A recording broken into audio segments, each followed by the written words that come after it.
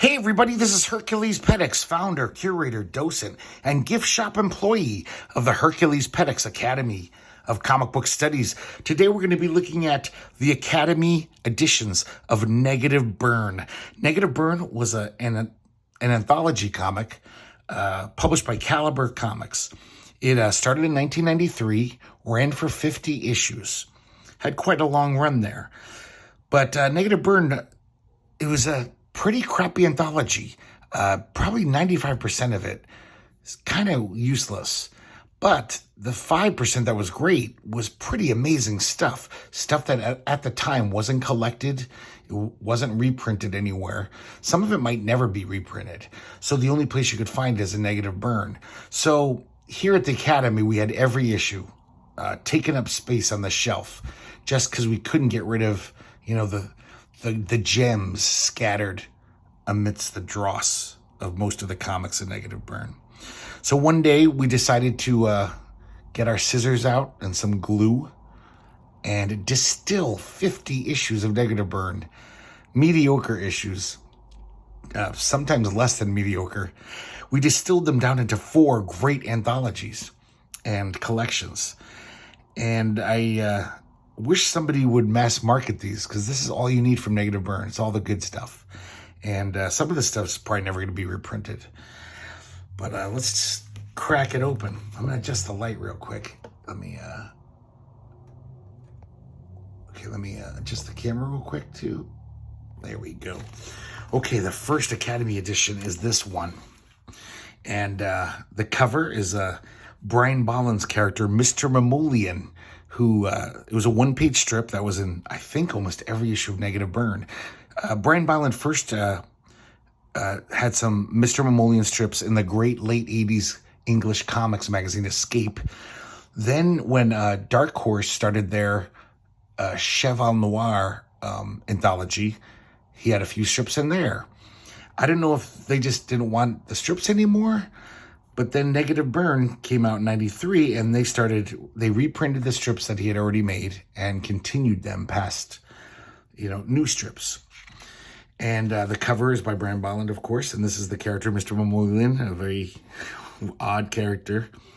Very cartoony for Brian Bolland, usually photorealistic. And here he's being very cartoony, and I think it looks great. I love these comics. So the inside front cover contents page, I figured, there's this Mike Kaluta sketchbook that was in one issue. So I just cut a page out, just have this, just have some Mike Kaluta art. Not his best sketches, ranging for all throughout his career. This one's from 1980. And this one looks like a presentation piece, like a finished piece for something that was never came out.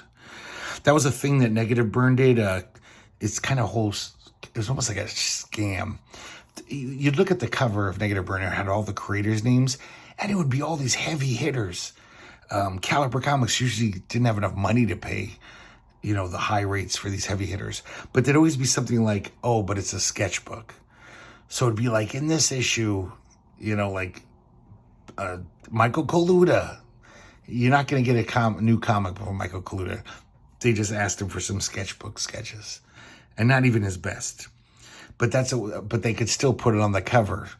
So some of their covers, it looks like the best anthology you've ever seen. And then when you crack it open, you realize it's just, fucking this great writer, you just adapted one of something he had lying around that he didn't even have to create. So that was Negative Burn's kind of MO. They got a lot of cast-offs and things on the cheap. So let's start here with Mr. Mamoulian, the very first episode.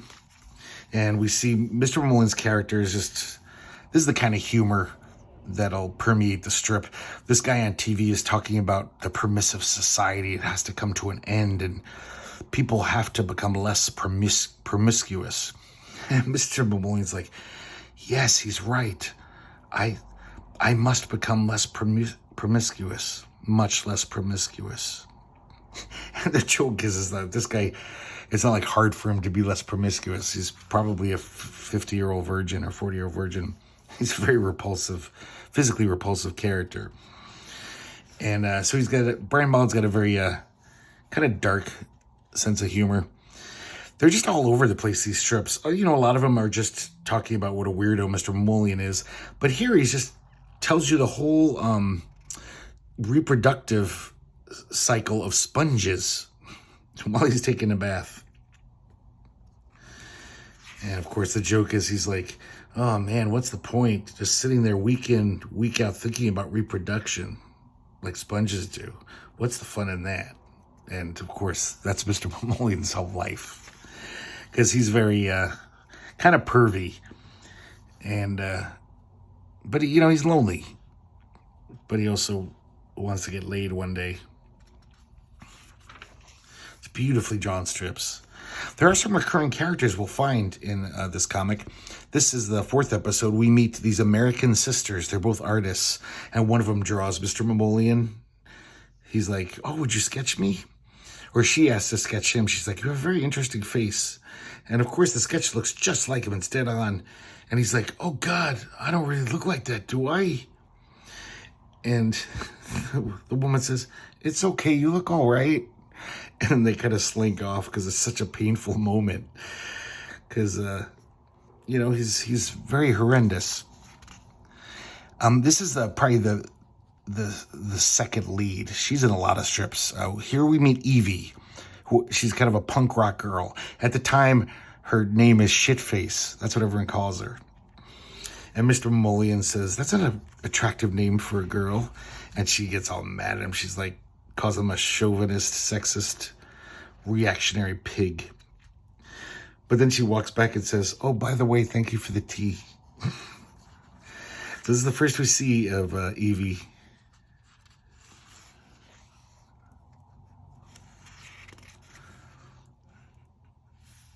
So they kind of have this friendship, him and Evie, you know, just two weirdos.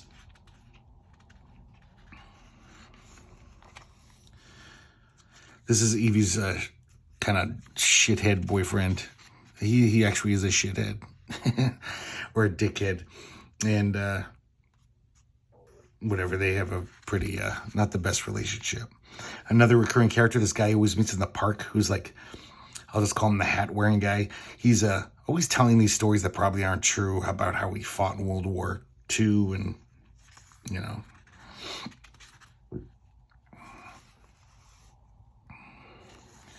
Here we see him being pervy.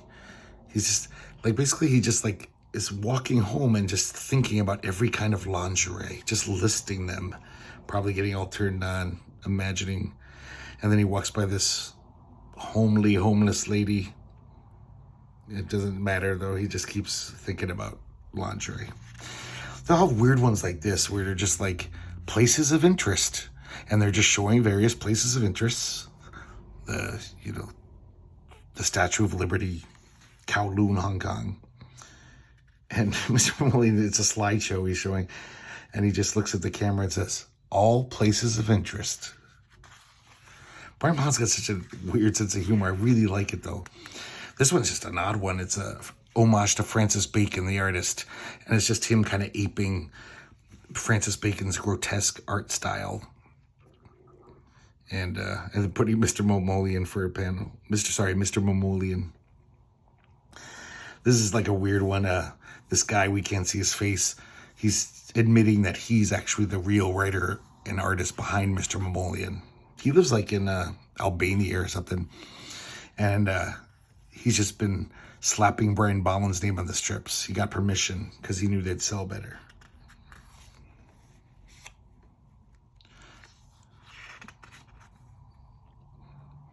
More interaction. They have a really good comic banter, these two. The hat-wearing guy again, making up his crazy stories.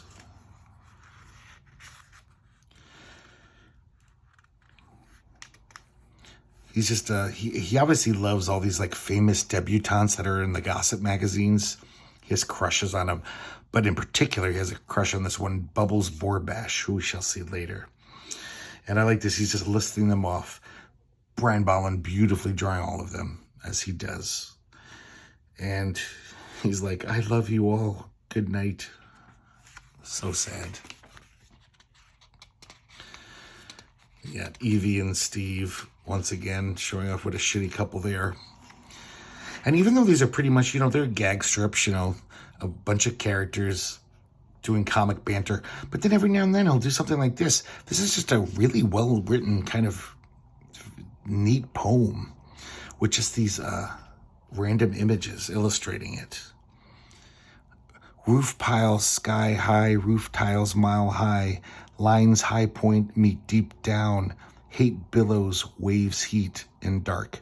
So it's that kind of, I don't know, maybe E.E. Cummings style, or just very modern poetry. It's pretty good though. I like it. I'm not a big fan of poetry, but whatever. I know what I like. Some more strips of our characters. And all these gag strips, I mean, they're really hitting on lots of important topics like philosophy, sex relations between men and women, what's art, war, talking about big things, but pretty funny. Like this one, this like sums up to me Brian Bolland's humor. Mr. Mamolian is showing Evie this like art photo. It's like modern art. It's this woman tied up. And he's like giving her this philosophical explanation of the art. Like, oh, even though she's tied up and bound, the artist is saying, we are free. Free to wake up at 7 every morning. Free to squeeze ourselves down tubes underground. Free to let other people make our decisions for us. And, trying to justify this as art. And Evie doesn't get it. Evie's like, she's not an intellectual. She's like, do you want me to tie you up? Do you want to tie me up? He's like, no, I'm just making a philosophical point. And Evie says, so why are you showing me this pornographic sexist shit? Oh, I like Evie. She's not too bright, but she's got a good brain deep down. Here's another recurring character. I don't know, he's the man on the box. He's always like standing up in this box, pontificating. Sometimes like weird conspiracy shit. Sometimes he's a full-on just fundamentalist crazy Christian, which we'll see later. It's just a very odd character. And you can tell by the way he's drawn, he's almost inhuman looking. He's got no eyebrows. Look at his nose. So yeah, I don't know what's up with him. Here we see that Albanian creator of Mr. Mamolian again. And they're talking about the fall of communism, which has happened, a few years earlier. Yeah, he goes to Yugoslavia, basically just talking about if you lived in that part of the world, what a shit show it was. So it's not that funny. He basically says, yeah, I stopped drawing funny cartoons. I didn't have the appetite for it after all the shit I've seen.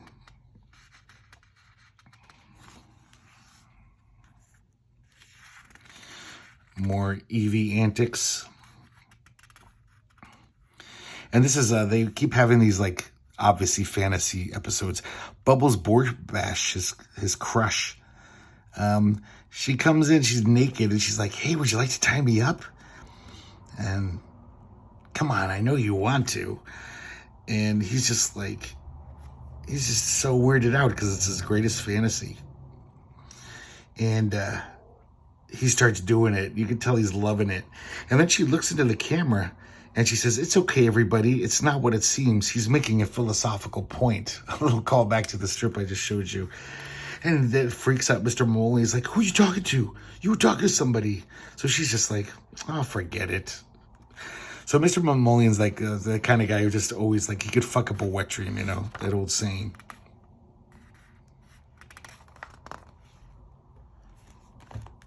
Okay, second Academy edition. This is nice. This is one of the few times Negative Burn actually got a great creator to actually make a comic story. A new comic story for the anthology. Paul Galassi. Look at this wraparound cover here. This is some harsh stuff. I have a feeling this might be censored today. People would be triggered. I mean, this is gnarly. It shows these like Satanist heavy metal guys, and they've obviously already sacrificed some cats. And here's the Vitruvian Man, the superhero, fighting them. And we shall soon see. It's really nice colors too. Really deep, rich colors on the cover. I don't know who did it. Once again, I took a page from the Mike Kaluta sketchbook to cover up the contents page. So here we have fast forward Q, a Vitruvian Man story. It's written by Steve Matson, who wrote the first, I think he created Vitruvian Man, strangely enough, for Dark Horse Presents. The very early issues of Dark Horse Presents had a few Vitruvian Man stories, not drawn by Paul Gulacy, drawn by some, I don't know, I can't even remember, but someone who wasn't that great. And they got Paul Gulacy to draw this. And this is a prime, I mean, it's not his, this is way after he was like the hot shit artist. This is the 90s. But look how great he already is. He's been already drawing comics for 20 years. This is just masterful stuff. The wash tones and the illustration alone is beautiful.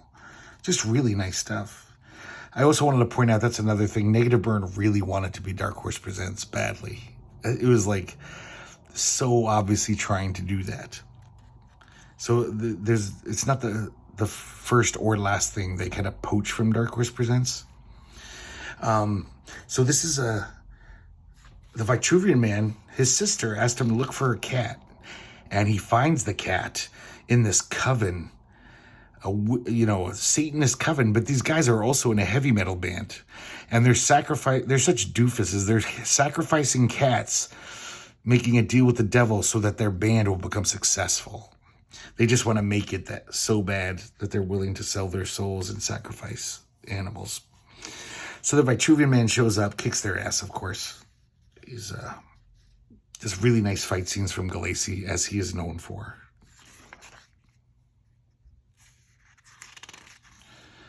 This is amazing.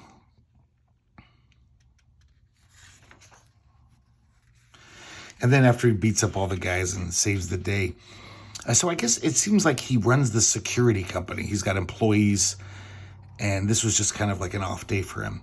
So he's in his office, and Lopez, who is like basically his organization's like best, brilliant, and talented guy, he's giving him a lowdown about like, oh, you missed some appointments, and you really got to, stop dicking around and get to work. And he's like, why are you being so hostile? And so it turns out that Lopez is like, I'm sorry, it's just that you don't seem to have time for me anymore. And the Vitruvian Man says, I made no promises. I always knew I'd eventually need to break in a new man. And he fires Lopez. So basically, even though he's a superhero, he's still like this corporate piece of shit who like just wanted to use one of his employees and, sexually use them and then cast them off when they got a little too needy emotionally. So he's this it makes the comic very interesting. He's not just a typical superhero. It makes me want to read more Vitruvian Man stories. Here, we're getting back to Mr. Mamolian now. More of the same, some fun stuff. This is like another one of the weird little interesting ones where one of those American artists who met Mr. Mamolian, one of them is like more conceptual. And this is an homage to that I Am Sitting in a Room by Alvin Lucier, which is like a famous recording. I remember we learned about it in my music class in college, where this guy set up 2 tape recorders, recorded his voice into one, then played the recording, recorded that with the other tape recorder. He kept doing that, like, I think 100 times, 200 times. And because the tape decays, his voice gets more and more distorted. And by like the 60th runaround, it sounds like whale songs. It's just like, it's really weird, interesting thing he did. So she's duplicating that. But of course, when she's trying to do it, she's, already done it a bunch of times. You can see by the word balloons that the words are decaying, which I think is a really interesting thing Brian Bolland did to show that the tape is decaying. But somebody knocks on her door. It's like, Susie, open up. And she's like, go away, I'm recording, God damn it. And then we can already see he fucked it up because the knock knock is now being played back a little more decayed. And then her saying, go away, I'm recording, is slowly decaying. Pretty funny idea. Some more random strips.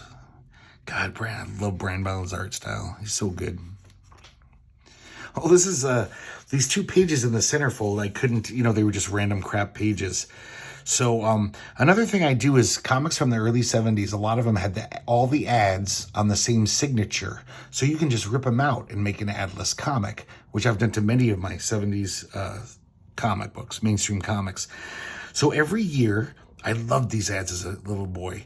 Every year when it became the new television season, they'd have an ad for the new Saturday morning lineup.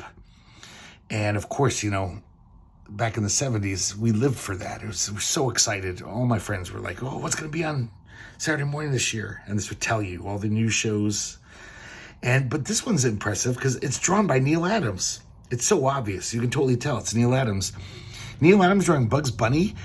And look how that's a perfect on-model Bugs Bunny. That's how good Neil Adams was. He could draw anything, that guy. And Bill Cosby for the Fat Albert Show.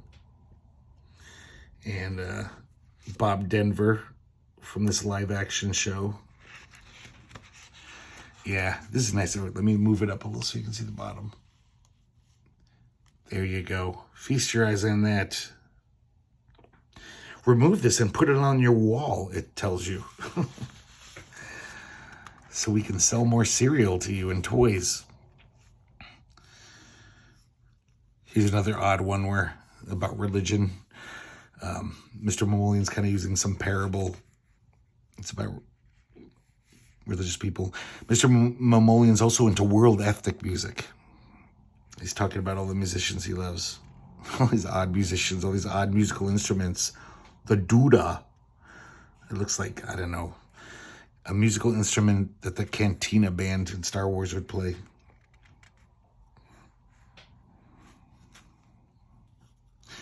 This is a great little strip, just if you're a fan of this, if you're a fan of Mr. Mamolian, because it tells you all the characters. Kind of a little cast of characters page. Almost everyone we've met so far. This guy keeps reappearing. He's this alien who basically is on Earth to exploit it for this pan-galactic corporation. He's kind of a very low level because Earth is this backwater world. But, he wants to move up in the organization, so he figures if he can take over Earth and exploit it well, he'll move up.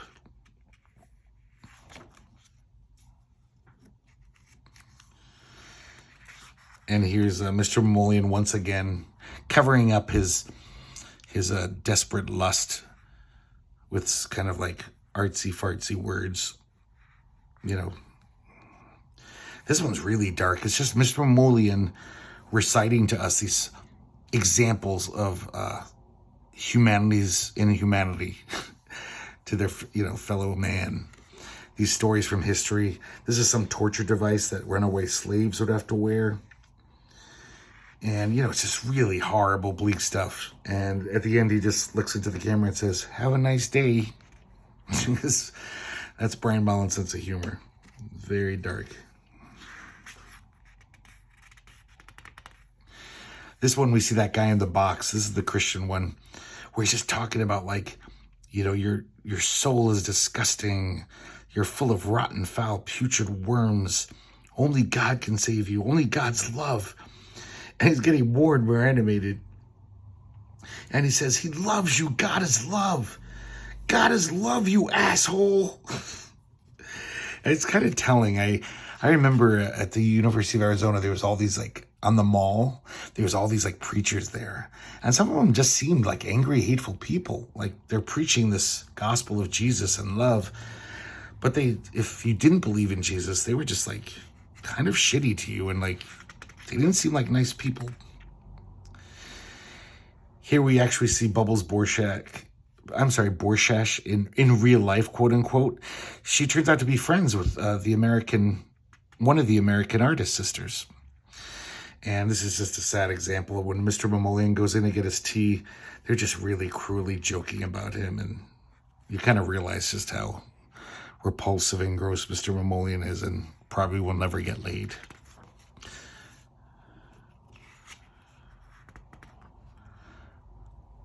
This is another typical Mimolian, another fantasy one. Bubbles Borshash. Let me see how to say. I don't know how to say her name. Sorry. Let's just call her Bubbles. She offers to take him to a wonderful land where there's no war and there's bliss and understanding and cooperation, and where women wear nothing but elbow-length lace gloves and sheer black stockings. But he's sulking from the last time when Bubbles was kind of making fun of him, and she pretended that she didn't know him. And she's like, come on, you're sulking. I know you want to go. He's like, no, really, I'm just in the middle of this good book. I want to finish it. She's like, I've hurt your feelings, haven't I? No, honestly. He's totally being passive-aggressive. So she's like, okay, next week. And so this is like the essence of Mr. Mimolian, he's just such a nebbish. He'd rather wallow in self-pity and have this miserable life than ever, It's almost like he doesn't want to be happy. This is a nice Mobius cover that I glued in for the inside back cover here. Once again, I suspect this was just some sketch Mobius had lying around, and they colored it. But hey, it's Mobius, so pretty nice. Okay, the third Academy edition, Michael Kaluta cover. Probably the worst Michael Kaluta cover I've ever seen. Once again, this was from his sketchbook, I'm pretty sure. And it's old. I can tell by the style. It's like early young Michael Kaluta had this. He said, hey, you guys can have this. And they colored it. And they could say, hey, we have a Michael Kaluta cover. Because, Michael Kaluta covers, that's a get. So we have one page of Mr. Mimolian, and then we get into the next two issues are all about Alan Moore's songbook. So very early on, Negative Burn got Alan Moore to, I guess he had these like songs that he wrote. I mean, they're poems because I think most of them have never been put to music, but they're lyrics, whatever. Alan Moore, I guess, was just for fun into writing songs. And they figured, hey, he's got them lying around. Could we buy the rights and we'll get cartoonists to draw them and turn them into comics? And Alan Moore agreed. And now, because of that, almost every issue of Negative Burn got to plaster on their cover, Alan Moore. So, that's going to sell you a lot of copies. This first one is Positively Bridge Street. It's drawn by Philip Hester, penciled, and inked by Andy Parks. Philip Hester, started off in black and white comics, totally ended up being a huge mainstream artist. Did Swamp Thing, Green Arrow with Kevin Smith. But he always kind of kept this weird, quirky style. It's not like he has this mainstream style. This is his early style, which was when he was doing black and whites. I really liked his stuff. I bought a lot of Phil Hester before he toned down his art style. So it's just very, crazy, not realistic. And this poem or this song, basically it's like 3 character studies of people living in this pretty rough part of England, it looks like. This guy's a bouncer. And, just a very, very violent man. This woman is, I guess in olden times they'd call her a slattern. And she has a little baby, but she doesn't really give a shit about him. And she just goes off every night trying to hook up with a guy. And, of course, all the guys just, use her, cast her aside. So it's pretty sad, her life. And this is a little vignette of this brutal police officer. And he loves it. He loves being a cop because he loves being able to beat people up.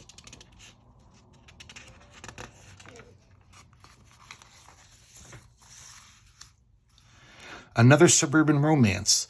This is drawn by Ken Meyer Jr. Ken Meyer Jr., I remember seeing him as a kid. He drew in comic book fanzines, comic fanzines. And then later in the 80s, he kind of, I guess he had some skills at painting. So that became a trendy thing in comics once the paper got good. And he'd always get these kind of big jobs because they needed a painterly artist. And he was never good, though. Yeah, he could paint, but he actually never learned how to draw very well in the first place. That was a big thing in the late 80s, early 90s, especially after Alex Ross, after the Marvels book. Everyone wanted painted art. Some of these people they could do the painting, but they really never learned how to draw. Once again, these are like just little sketches of these characters in this city.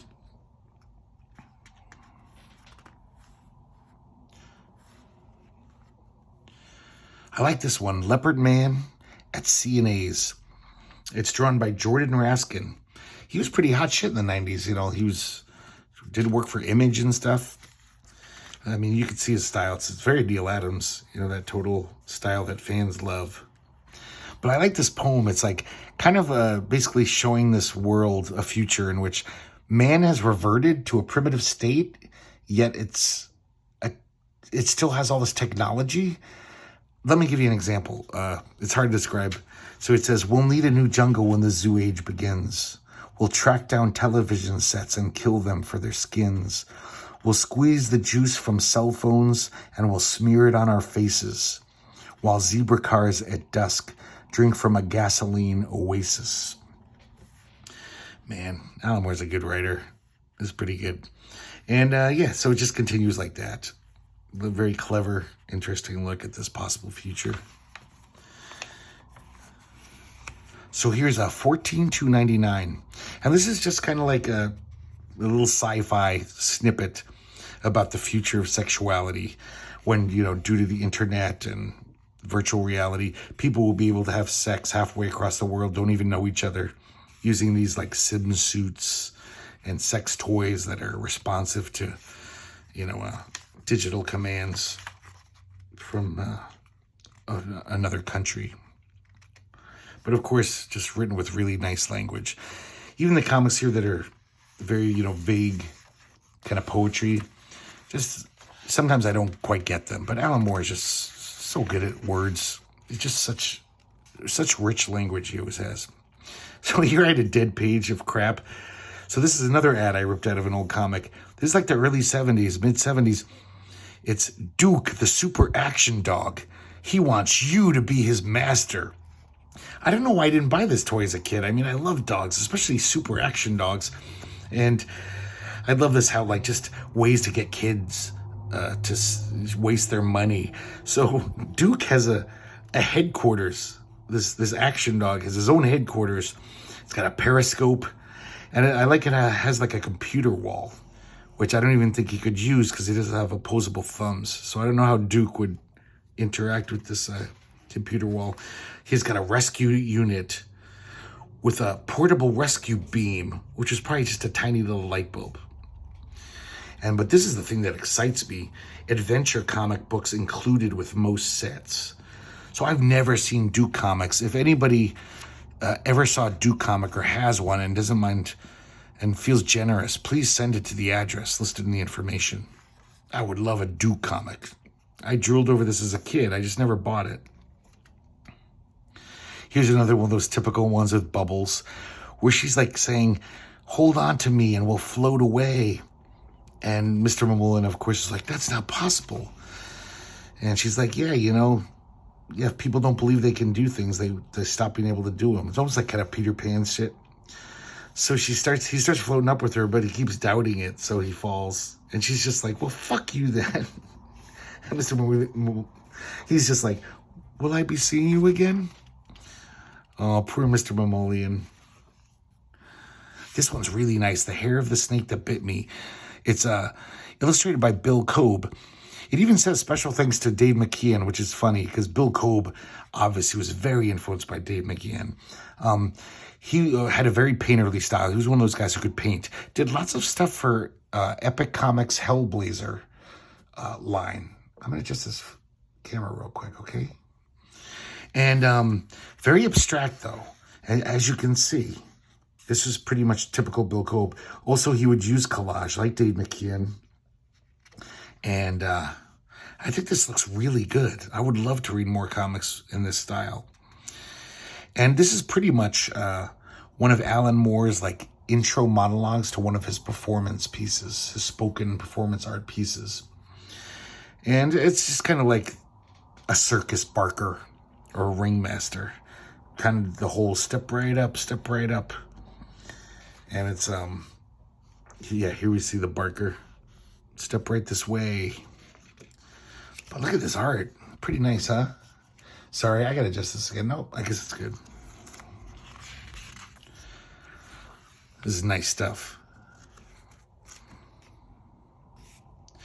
So I guess this was for the Moon and Serpent Grand Egyptian Theater of Marvels, which I'm pretty sure was a piece that Alan Moore did with musicians, and it was kind of a multimedia performance piece.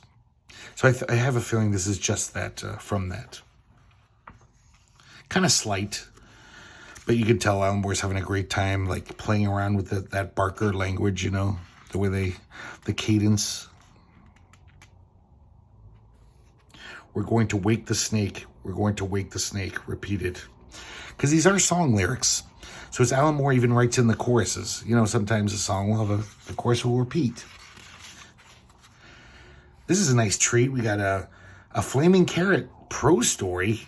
I mean, it would be better if it was a comic story, but it's called Mystery of the Flying Fish. Bob Burden, of Flaming Carrot fame, of course, and Gumby fame. We looked at his Gumby written comics a few videos ago. Just a fun, if you like Flaming Carrot, you'll like it, you know, surreal data, weird humor. Really nice drawing. I like these flying fish are skewering people. Another Alan Moore songbook, Fires I Wish I'd Seen. This is drawn by Colleen Doran. She was best known for, she had a long-running independent black and white comic called A Distant Soil. It was a science fiction comic. Don't know if she ever finished it. It seemed to go on for decades. But of course, then she got mainstream work. She did a lot of stuff for Vertigo. And another poem, once again, that, yeah, I don't quite understand what's going on here. But, you know, it's beautifully written. Even if I don't understand the words, I like the way they're strung together. Pretty okay art. I mean, she's got some chops, but also it's kind of amateurish. Like, you know, I don't know. It's a nice face, though.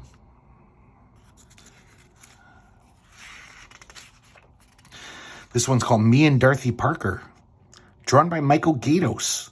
Probably most well-known for drawing, I think, every issue of Alias by Brian Michael Bendis, the Marvel Max comic. He was a Caliber Comics mainstay. That's why he got his gig doing Alias, because Brian Michael Bendis came from Caliber. When he became a hot shit Marvel writer, he brought a lot of his old friends from Caliber along for the ride. I kind of like this one. It's kind of like this Bonnie and Clyde who go on a crime spree, but they're like literary crimes, not literally, but using this like literature metaphors for their crimes. Kind of high concept.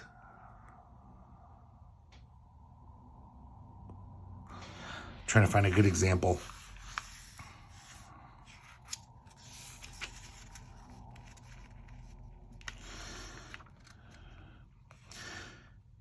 So at the end, the cops got him surrounded, and they go out in a blaze of glory.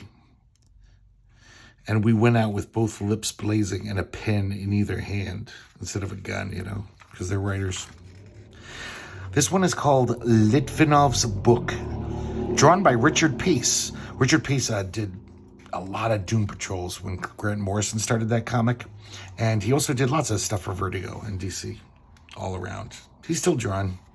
But this is him trying to do that like painted black and white wash tone. Pretty ugly stuff. Not very nice. I mean, it's not the worst thing I've seen. I shouldn't sound so harsh, but I prefer his just clear, you know, cartoony style. Not that it's that great, though, either. And this poem is basically Alan Moore showing off what a clever guy he is. It's all wordplay about, you know, two.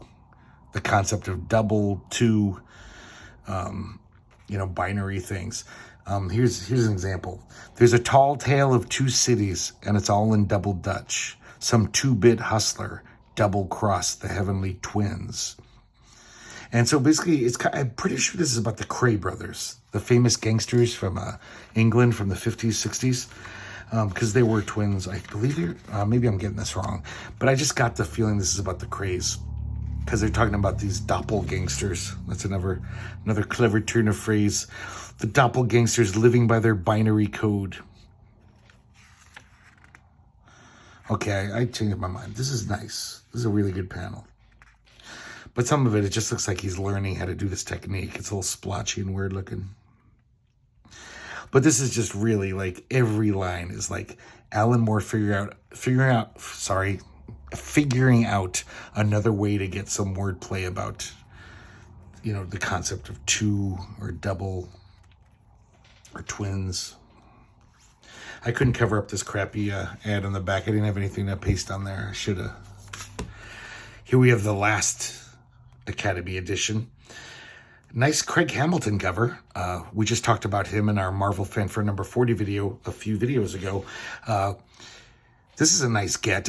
Craig Hamilton was barely doing anything in the 90s. He'd barely pop up. So once again, I suspect this was drawn for something else. It fell through. Negative Burn got it.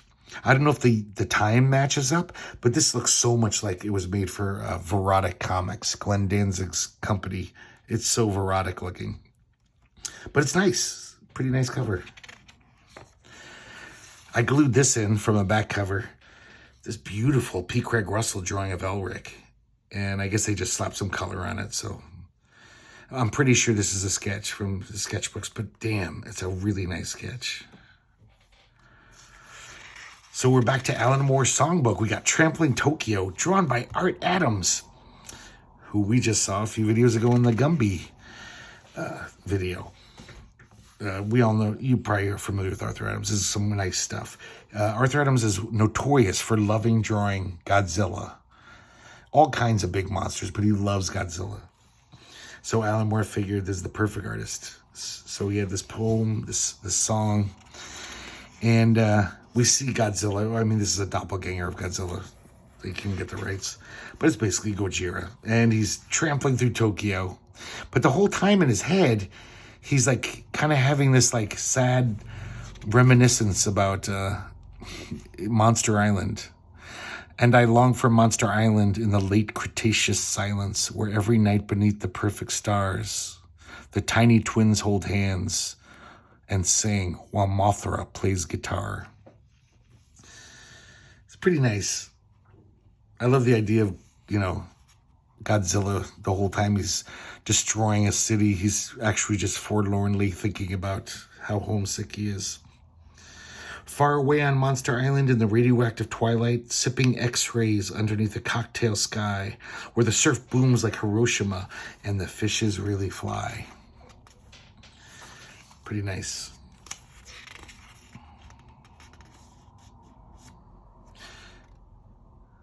And then we see Godzilla's monster friends. I guess they're called kaiju now. Next one, Rose Madder. This is drawn by James A. Owen. James A. Owen, during the black and white boom of the late 80s, well, when it kind of got winnowed down, he had this comic called Star Child, which it got so much acclaim. Like, Neil Gaiman would do blurbs for his collections, but it seemed like nobody really liked it. This is just my theory. I think this guy was just a really good schmoozer, would show up at the conventions hawking his stuff, would schmooze to the right people. And people were just kind of like, he's a nice guy. For example, it's never been reprinted. Nobody gives a shit about this comic. But when it came out, man, it got press out the wazoo. It was always like, this is one of the best black and white independents on the market. This guy had some chops, as you can see. Like, look at him drawing this drapery, the line work. He was never good at drawing, like, people, though, or characters. It was just, he was really good at drawing. You know, he could draw bricks and backgrounds. This is very much like that other poem. It's called, Rose Madder. This is all wordplay on red, using crimson, scarlet, talking about the red flag of communism. And I believe this was written, Alan Moore probably wrote this in the late 80s, early 90s. I think communism had just fallen.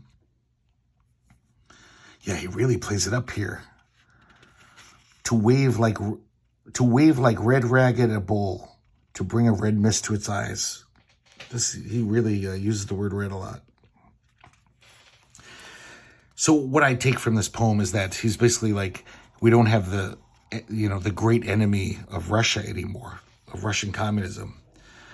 But yeah, give us a few years, we'll find a new enemy, and we see soldiers going off to war.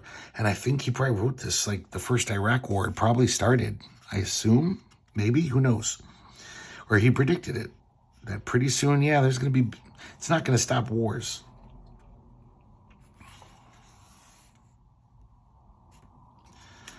This is a weird one. The Murders on the Rue Morgue, illustrated by Neil Gaiman. I didn't even know Neil Gaiman, I don't think that he's ever drawn for a comic before. I think he, draws in his sketchbooks. He's like an amateur artist. I know he did that 24-hour comic, but I don't even know if that was ever published. But it's kind of weird because it's almost like Neil Gaiman's not even trying. This looks like a fanzine where some guy who likes to draw sketches really doesn't know how to, sequentially tell a story. Not a real cartoonist. It's just like he cut and pasted these drawings, random illustrations, kind of illustrating what's going on in Alan Moore's lyric. But I don't know. But I mean, some of this weird stuff I kind of like. I like that little demon here. And he's just drawing in this weird style here. I mean, this looks like a teenager's sketchbook to me. Like a pretty talented teenager. But I just wish he even, at least with his limited skill, tried to make it more like, use the grammar of comics. Panels, word balloons. It really does look like fanzine stuff, cut and paste. Oh, look, I have this drawing. I'll just cut it into this thing. And once again, I'm not quite sure what this poem's about. He keeps mentioning Draculove. So there's something about vampires going on as a metaphor. I like that monkey.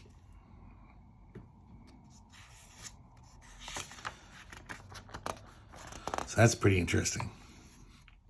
Oh, this is nice. After a few, later on, they started getting these one-page P. Craig Russell comics. Once again, you can tell by the reformatting, see the big gutters. This was probably for some magazine-sized publication. Something fell through. They got to print it. Because normally, an artist of P. Craig Russell's ilk, Negative Burn didn't have enough money to pay guys like that, for something new, to actually commission them. But they're all pretty much like poems. And I'm pretty sure they're like song leaders, those old German story songs. This is just beautiful P. Craig Russell art. Wonderful stuff. Yes, this is just a nice poem. Here we have Madame October, illustrated by Terry Moore of Strangers in Paradise fame. And I don't know anybody who ever liked that comic. It was so huge. But no one I know who reads comics ever liked that comic. But when it came out, it was the press darling. Everyone was like, oh, it's one of the best adult comics. And it didn't stand the test of time, I think. I think Terry Moore's a pretty decent cartoonist, though. He's got this nice little cute style. This one's kind of funny, too, or just not funny, haha. But I think Terry Moore, you can see, kind of cheated here. He made this Art Nouveau border, but he uses it on every single page, doesn't change it. So in a way, he basically didn't have to draw 20% of the page, or maybe even more. It definitely cuts down on what he has to draw, but it still looks like a full page. This is a more like concrete imagery poem, like a story. We got these two guys, Albert and Renee, and they're both in love with the same woman, and they find out about it, and they're not, for some reason, they're not angry with each other. Just like, oh, well, it is what it is. You get her for 8 hours a day, I get her for 8 hours a day. But then they start really worrying about, like, wait a second, who's got her the last 8 hours of the day? And they start becoming jealous of this imaginary lover. Of course, it's ridiculous. It's like she sleeps during those last 8 hours, you morons. That's probably when she sleeps. But no, they don't even think of that. They just think she must have another lover in those 8 hours. And of course, her name is October. So the poem's about. So these guys hang out all the time when they're not hanging out with her. Always wondering.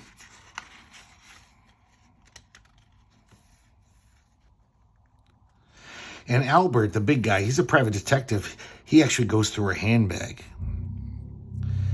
And He finds all these letters that she wrote.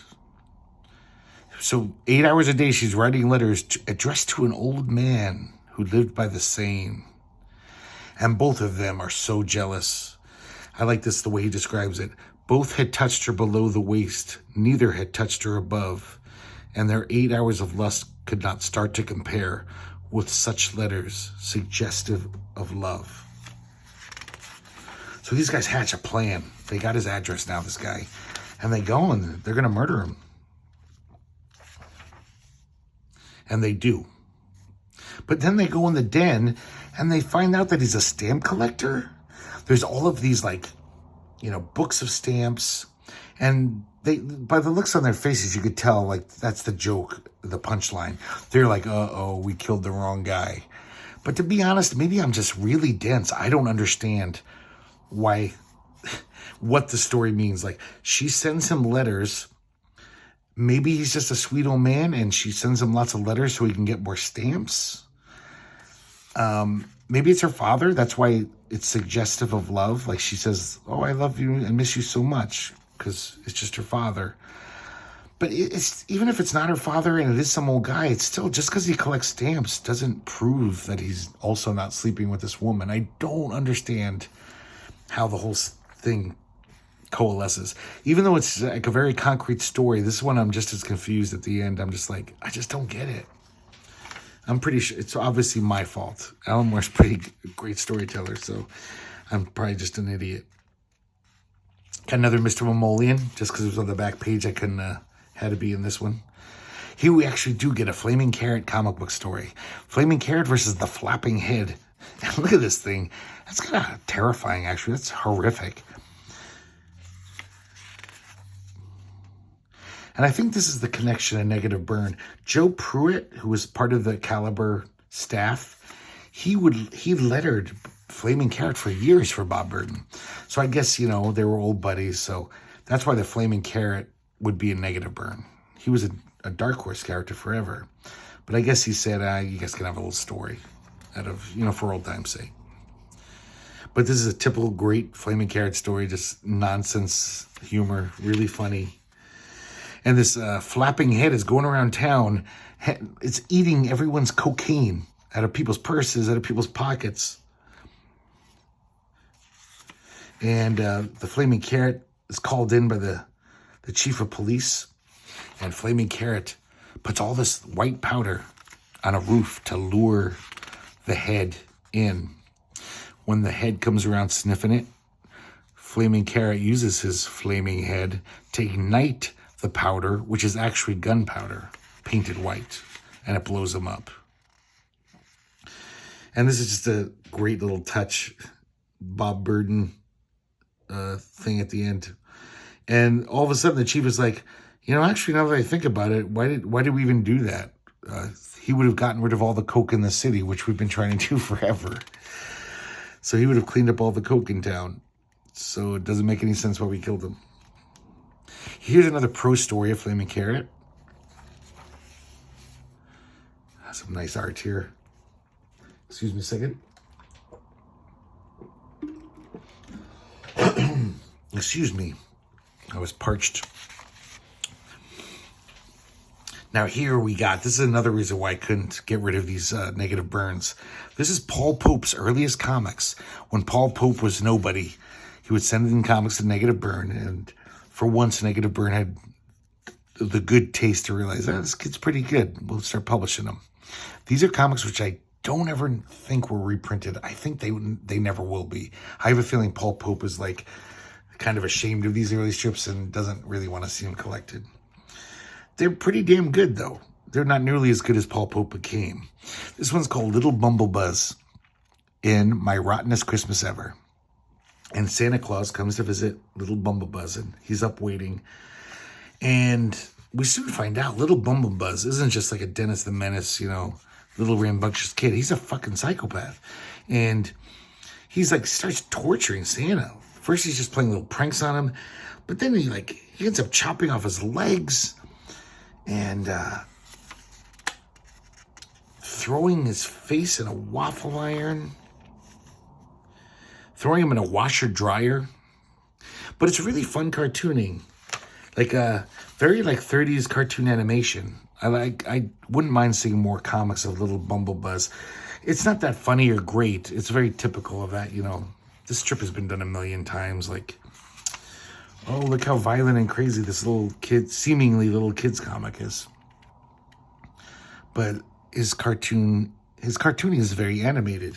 It's very nice. And so the next morning, the parents, Little Bumblebuzz wakes up his parents and says, "I got you a present." And he unveils it.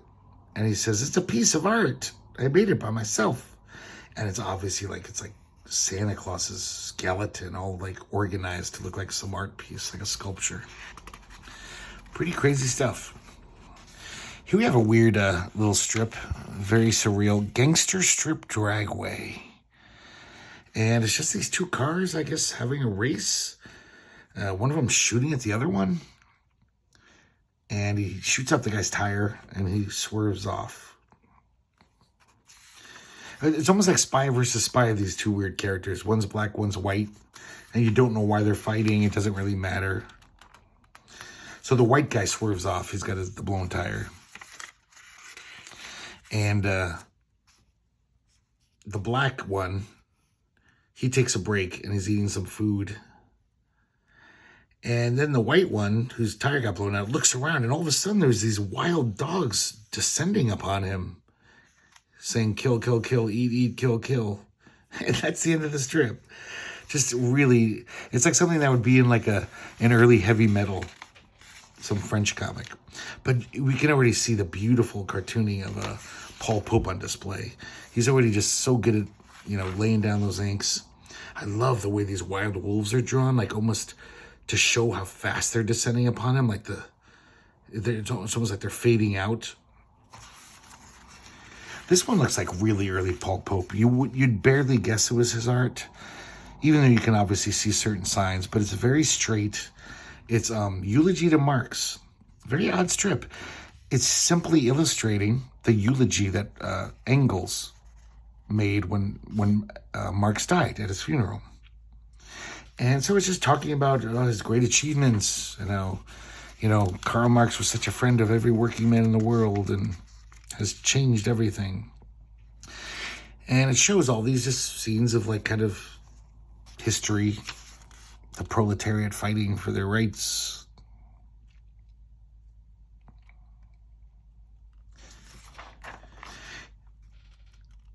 I'm trying to see real quick because I just read an interview with Paul Pope from the late 90s, and I guess he's very verbal about. He at least at the time he was a hardcore libertarian, and this one seems to be at first like pro-communist, at least pro-Marx.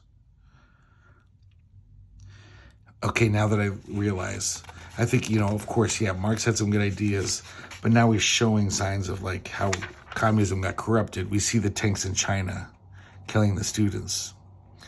So I guess it actually is an anti-communist. At least that's how I'm reading it. It's pretty vague. Oh, this is a beautiful P. Craig Russell strip. This is a song by Rossini, poem by Metastasio. And so this is one of those series. He's just doing these old song leader. And this is just a very typical kind of romantic poem from that era. This woman is promising her lover, her eternal affection. And I would not even tease you would I lie about our eternal love. But then we see, I think P. Craig Russell added this, obviously. We see her with all these other lovers, and she's saying, "No, no, no, no, not even to tease you would I lie." And we see her face, and even we see how beautiful she is, that she obviously would have all these lovers, but we also see this look on her face where she doesn't have a big heart. She's a cold-hearted snake, as Paula Abdul once said. But that's just such a great, well-drawn face. When somebody not only draws something so beautifully, but also the expression on her face, you totally see what she's thinking, where she's coming from. It sums up her whole personality in one portrait. That's Pete Craig Russell for you.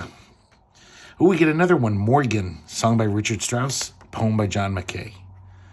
And once again, just a little poem, vague poem. I'm not a typical, this is like the kind of poem you read in high school, you know, old-timey romantic poetry.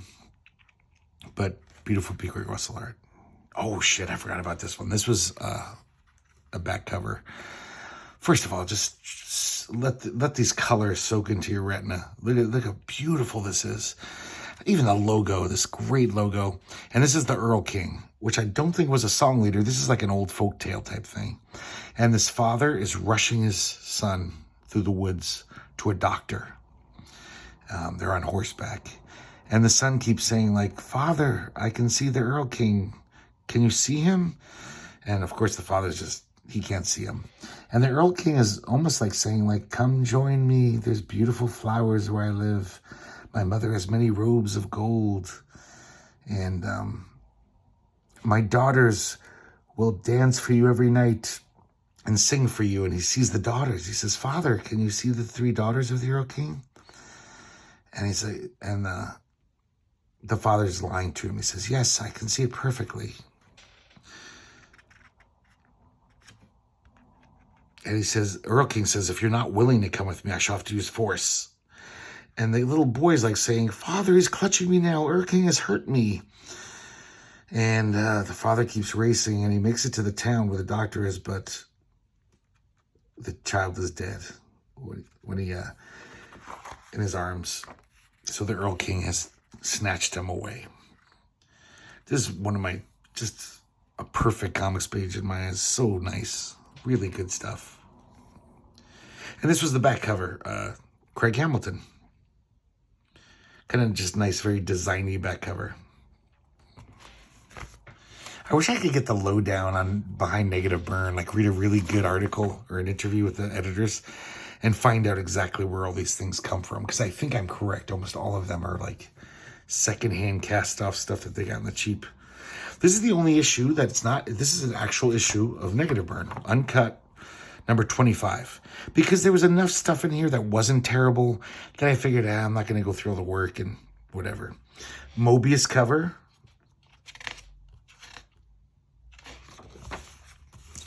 We have a Baker Street vignette. Baker Street was one of Caliber Comics' earliest successes. It was written and drawn by Guy Davis, who went on to much fame as a great, first a Vertigo cartoonist doing Sandman Mystery Theater. And then later, he became like the main BPRD guy for Mike Mignola. Oh, and I'm sorry, I guess it was written by Gary Reed at the time, who like owned Caliber. He's the publisher, still, at this time. But Guy Davis, you could tell Guy Davis probably did this for old time's sake. At this point, he did not have to work for Caliber. Probably didn't. He could get more money anywhere. People were already digging his art. But it looks like he did this little thing for, like, okay, you guys gave me my start. Baker Street's a very odd comic. It's like this kind of steampunk thing and this alternate England where this, and the main characters are this, like, Sherlock Holmes female kind of version of Sherlock Holmes and Watson. But it's also this alternate world where, even though it's like the Victorian times, there's all these punk rockers. So like somehow all the fashion of punk and the scene started in the 1800s or something. Late 1800s. Very odd.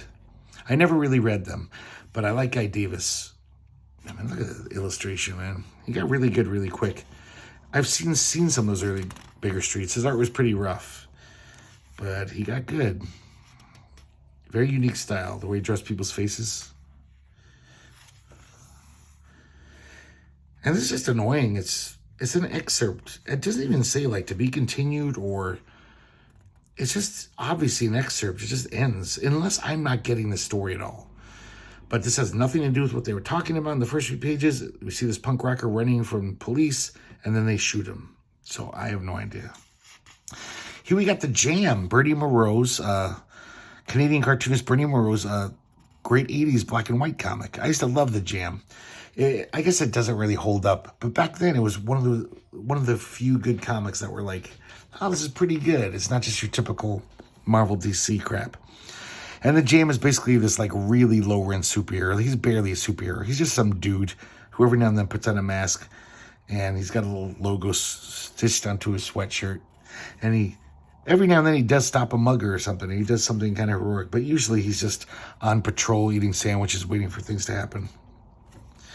And a lot of his comics were just slice of life stuff. They didn't even, like this one doesn't even have superheroics in it.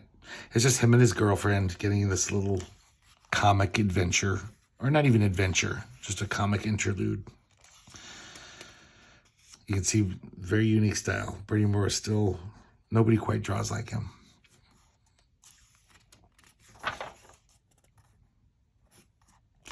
I guess the Jam was coming to Caliber, so this was a little taste. Here we have Kabuki by David Mack. That's another huge creator that started at Caliber. Caliber, even though they were always pretty low rent and none of their comics were that great, they always had a lot of artists who went on to do great things after they left Caliber. So, you know, like, I think The Crow started there by James O'Barr. Brian Michael Bendis had his first things there. Many other artists. So David Mack started Kabuki back when it was, you know, it was black and white. You can see David Mack's not quite the David Mack that who became basically like a fine artist, became amazing. And this is a little side tale of some Kabuki characters. We can already see he's doing interesting stuff. Look at where these panels are just cascading down. But he doesn't quite have the chops yet. Kind of a, you know, black. It looks like typical black and white comics art in some ways. But I like this, you know, the way he breaks down these panels. Interesting stuff.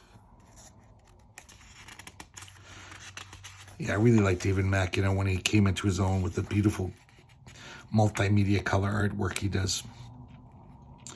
This is Terry S. Wood telling a little short story. Dark Light. It's a preview of this comic, Dark Light. He was known in the 80s and 90s during that black and white boom. He had a comic called, what was it called? The Wandering Star, I believe. It was pretty crappy. And this is pretty crappy.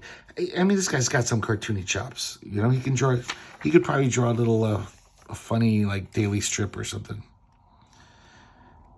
But, yeah, this is just, the story's worthless. It's cutesy. It's basically the humor in this is like the level of a bad sitcom. Yeah, I wish I could cut this out. Though I wish I could cut this out more, even though the art's pretty nice. This is Apparition, which was a character along... it had a bunch of comics from Caliber. And it's written by James Pruitt. James Pruitt's the brother of Joe Pruitt, a bigwig of Caliber. And James Pruitt, I know, went on to do like a Christian comic book company. So he was always trying to foist Christian ideas into his Caliber comic stories. But they were also kind of dressed up as some kind of Vertigo type comic, you know, kind of gritty stories, painted covers. It was definitely after Vertigo became huge. So Caliber was trying to do that, but with this Christian thing going on behind it. But really lunkheaded. The art's pretty nice. It's Matthew Smith. This is his early, very kind of sketchy style. He went on to do a lot of great Hellboy stuff for Mike Mignola. Really developed into a great style. This is just kind of interesting. It's a little too maybe rough. He's got to nail it down a little. This is called Seven Deadly Sins.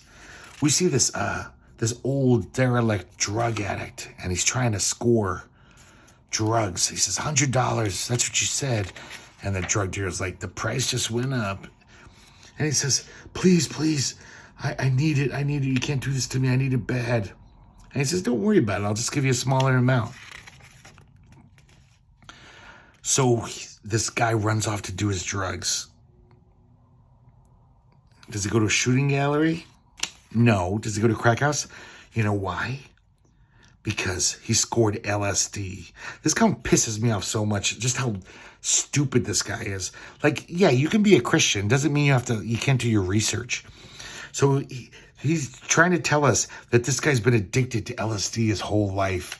And he's like a monkey on his back. I've never heard in the history of drug use anyone being addicted to LSD. All my friends took LSD. Some of them took a lot of it over a course of a few years. Everyone I know was like, when they just got tired of it, they stopped, and you don't feel any craving for it. This is so moronic. Also, that it cost $100. You could buy many, even today, you could buy many hits for $100. But he's acting like, oh, it takes all my money to get this one fix. Just so annoying to me. And I guess I'm just kind of annoyed by Christians in general. Sorry to admit that, but they can be really annoying. So he takes his drugs, and he feels total euphoria. But then I don't know if it's a bad batch or he's just having a bad trip, but it doesn't go well. He starts running around and being like, please help me. And they're using this as an example to highlight all the 7 deadly sins. And we see this pimp and his hoe. He's slapping her around, greed. I'm not even going to go through all of it. But we see these muggers, covetousness. How do you say that word? Covetedness. A lot of people just don't even want to help him. Like, he probably just wants wine money. Fuck him. Oh, man, this is such an annoying comic to me. And really, though, even if I was like a little more ecumenical and not such a judgmental prick, I'm pretty sure this would annoy the hell out of me. Because it's just so cliche. Then he finally hears Amazing Grace coming from a church, and he stumbles in. And he says, God, please forgive me. And he's drawing his last breath. Apparently this LSD killed him. I don't think LSD's ever killed anyone except for the people who think they can fly and jump off a building, which that's kind of apocryphal too. But I imagine you could die from LSD, from doing something stupid. But they make it seem like, you can overdose on LSD, and this guy's dying. And then the apparition shows up. He's basically an angel. But he's kind of like they're trying to make him almost look super heroic in a Vertigo type of way. He's like the Spectre or something. And he brings him up to heaven. So the guy finally has peace. The poor drug-addicted wretch, finally free of his addiction to LSD. Oh, here we have another Alan Moore songbook, and this is interesting. It's drawn by Dave Gibbons, his partner in crime for Watchmen. But kind of very annoying. They probably couldn't pay Dave Gibbons enough to actually draw a comic. He was like, I'll give you this like photo montage thing that I did in my computer, and you don't have to pay me as much. It's pretty interesting, but I don't know. This is no substitute for Dave Gibbons' real artwork. Once again, Alan Moore is doing some clever wordplay, this time all about like black and white, the differences, dichotomies of things. And he also brings up talking about minstrelsy shows. You see this guy in blackface. But, he's just bringing up all these analogies to things that are black and white. Piano keys, white lies on black vinyl, teach how ebonies and ivories. Not quite sure what he's getting at here, but nice, rich language, even though these wordplay poems get a little hackneyed. Like he's just trying a little too hard. Here we got a sketchbook from Neil Gaiman. And another thing, so nobody gives a shit about Neil Gaiman's art. Maybe it's a curiosity, right? But they got to put on the cover, Neil Gaiman in this issue. So somebody would be like, wow, there's a Neil Gaiman written story in here. I love Neil Gaiman's writing, but this is what you get. It's not even a good sketchbook. It's like sketchy sketchbook shit from someone who's not even known to be an artist. He's not very good, even though I really like this one. I think he lucked out on this one, this kind of bizarre Mickey Mouse character. This is from his 24-hour comic. But look at this. This is just layout, kind of rough sketches. Even if this was a great artist, I'd be disappointed in this kind of shit. But it's someone who can't even draw very well. I'm sure Neil Gaiman would be the first to admit. So here's another Suburban Nightmare, written by Larry Hancock and drawn by Michael Chirkus. These guys collaborated all the time. They had stuff in Heavy Metal magazine even. NBM put out their collections. I like these guys' comics. They're just they were very unique. Almost all their comics took place in this kind of 50s milieu, Leave It to Beaver type land, but also with all of the Cold War paranoia and, UFO stuff and just that whole 50s thing. One night, this little kid wakes up. He sees someone's moving into the house next door. And he tells his parents about it. They don't believe him. They're like, nobody moved in next door. We didn't see a moving truck.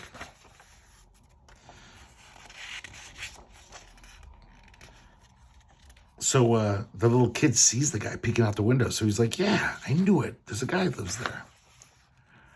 And there's also this, like, one of those surveillance trucks, obviously. He just thinks it's a white van. Parked out there for a long time. Corey tells his parents again, we've never seen a white surveillance van. We still don't believe the guy lives there. And then at the last page of this excerpt, his dog runs into the backyard, and the old man's is like, hey, would you like to come and have a plate of cookies? And he goes inside. So we don't know what's going to happen because I never read the second part of this. This is kind of fun little story. It's written by this guy, Bradley Walton. Never heard of him before. He's also the inker of the letterer. And it's penciled by Mike Hoffman. I really like Mike Hoffman's stuff. He did some great stuff in Taboo, that anthology. Later on, he kind of reinvented himself as basically this Frank Frazetta ripoff. He had all these comics where he would just do these cover paintings that were just like Frank Frazetta. Very odd. This is a fun story. It's called The Protagonist versus Fred. And Fred is basically like kind of taunting this guy like, you think you're a tough guy, huh? I bet I'm tougher. And the protagonist is like, prove it. So they're like pulling out knives and guns, trying to one-up each other on how tough they are. Then finally, Fred pulls out a big sucker pop. He crunches it down and says, what do you think about that? The protagonist then proceeds to take out like 10 of them, shoves them in his gullet, chokes him down, and then he starts choking on it. And Fred's like, yeah, what a wimp. And then the protagonist self-Heimlichs himself and shoots the wad of lollipop straight through Fred's gut, killing him. And as he dies, Fred just says, I guess you win, you're tougher. I don't mind that one. It's pretty goofy. Here's another nice Paul Pope strip. Well, a very interesting Paul Pope strip. Stripped for $630.93. Kind of like a diary comic. And it's also it's a poem, basically. Just this kind of well-written. It's a nice poem, basically about him longing for an ex-lover. You know, a typical kind of poem like that. But he's pretty good. And we also can see Paul Pope developing as an artist, as a cartoonist. Obviously, you can tell this is more the Paul Pope that we have come to love. I'm curious about this panel. I wonder if he self-censored himself and didn't draw a vagina, or like they just whited it out when he submitted it. Because it's kind of weird. I just put a blanket over it. That's just bizarre. And it's obvious that it was censored by someone.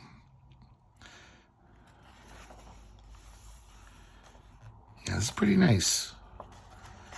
And just look at that. He's already like just using ink so interestingly, you know, with his brushwork.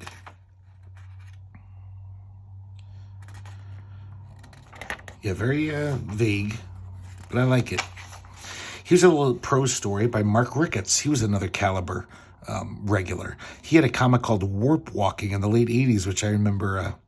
I collected that. It was very interesting. Definitely not your typical comic. He had some pretty good artists and pretty interesting ideas. And this is a story inspired by the Mobius cover. So he saw this and wrote a story around it. Unfortunately, I didn't want to read it again after 20 years or whatever. So I don't care. It's not comics. This is going out with a whimper here. I think this was a recurring character, Dominique. It's Girls' Night Out. Written by Charles and Lisa Moore. Drawn by Gene Gonzalez. I think these guys did a lot of stuff for Caliber. I guess Dominique's this like tough character. She's like a bounty hunter, bodyguard type. And she's visiting her mom, who's now managing this band. She's also sleeping with the bass player. So she's like a groupie manager. Her mom seems to be a wild spirit, you know, probably some ex-hippie type or punk. And it's not even worth recounting the story. It's terrible. And whatever, some hijinks ensue, yada, yada. It's so badly written, so just blandly drawn. Maybe in like 5 years of drawing, this guy could get good. It seems like he has basic chops, but this is just, you just look at the art and you're like, I don't want to read this. This guy used to bug the shit out of me. He was in lots of episodes of Negative Burn. Never saw him anywhere else. His name was Greg DeGenti. And he kind of has this fun cartoon style. I could picture if these word balloons weren't all ridiculous nonsense crap, like moronic shit, I'd probably like this cartoonist. But this guy is a writer. He just the most, not only is it completely unfunny and unclever, but it's also like the mid-90s. So, 8 Ball and Hate are the, critics' darlings. All these like grungy hipster guys who don't normally read comics are reading stuff like that. And you could tell this guy just wanted to be that guy so bad. He wanted to cross over and have all these cool bands ask him to do their cover art and shit. All of his comics were like that. Very mid-90s. And this one is just like so blatantly obvious, like shooting fish in a barrel. This character, this guy is a superhero geek, and he's just totally rhapsodizing about some stupid superhero comic. But the Greg DeGenti's alter ego here he's all like, you do realize that only schmucks like superhero comics. And he's just ranting about superhero comics. And so the other guy says, well, what are you reading? And he proudly says, 8 Ball. So he name checks 8 Ball, hoping that some of the coolness would rub off on him, maybe. And the little superhero guy says, never heard of it. And continues to talk to his superhero geeks about superheroes. And he just cringes, the alter ego. That's not even a joke. That's not even funny. It's not even the construction of any kind of joke. Sorry to get so angry, but this reminded me how much I hate every month or every other month when I'd buy Negative Burn. I'd be so annoyed at this guy. Oh, and mainly I'm more annoyed because he really has this pretty good style. I wish I could draw this good. I just wouldn't fill the word balloons with just fucking shit like he did. And then here's a nice way to end off the issue, another Mr. Mamoulian strip. And a typical great Mr. Mamoulian stuff by Brian Bolland. So that's it. The Academy editions of Negative Burn plus number 25, the anniversary issue. I hope you enjoyed it. And I hope to see you next time here at the Herculespetix Academy of Comic Book Studies.